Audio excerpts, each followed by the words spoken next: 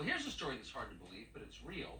Canada's Prime Minister, Justin Trudeau, invited China's People's Liberation Army to send its troops to Canada for special cold weather training at a base in Ontario.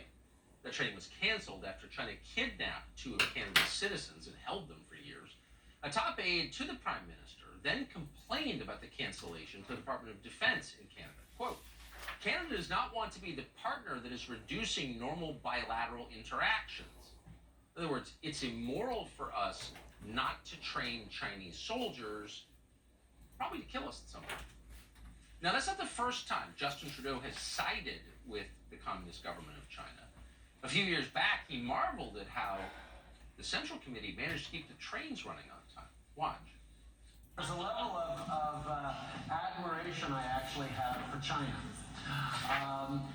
because their basic dictatorship is allowing them to actually turn their economy around on a dime.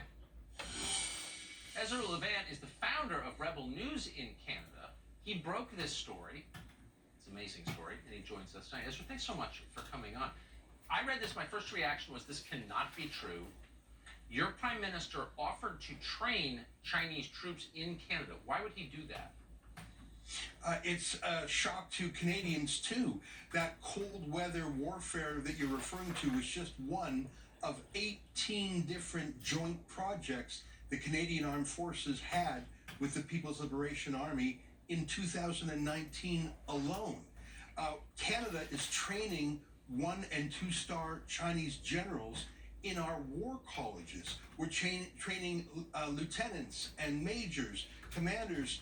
We're sending Canadians over to China. We're bringing Chinese, I think they're not just soldiers, I think they're spies as well, to Canada.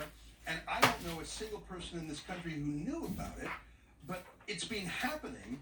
And we found out about it really by accident when the government sent me Freedom of Information documents and forgot to black them out. Or maybe, frankly, someone inside the government wanted to blow the whistle on this incredibly upside-down relationship. In those same memos you're talking about, Trudeau's office was supporting China and condemning the Trump administration. It was upside down. It was inverted morality. It's seeping all the way into our bureaucracy, our diplomacy, and they're trying to get the military on side too. I mean, with respect, we're Americans, so our concern is the United States. Canada is our biggest trading partner. We have the closest relationship with Canada of any country, obviously, in the world. This seems like an obvious threat to American national security. Does the Trump administration believe that, do you think?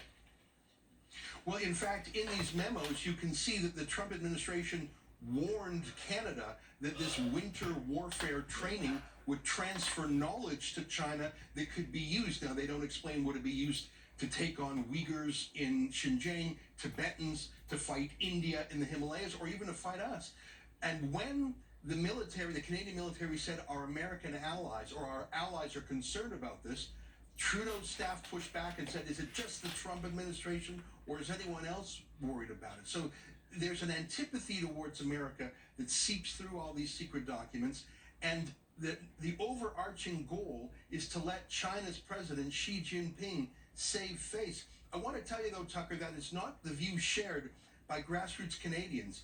Ever since China kidnapped those two civilians 2 years ago today, actually, Canadian public opinion has hardened against China. And the last Pew poll I saw actually says that Canadians are more hostile to China than Americans are. You have every reason to be.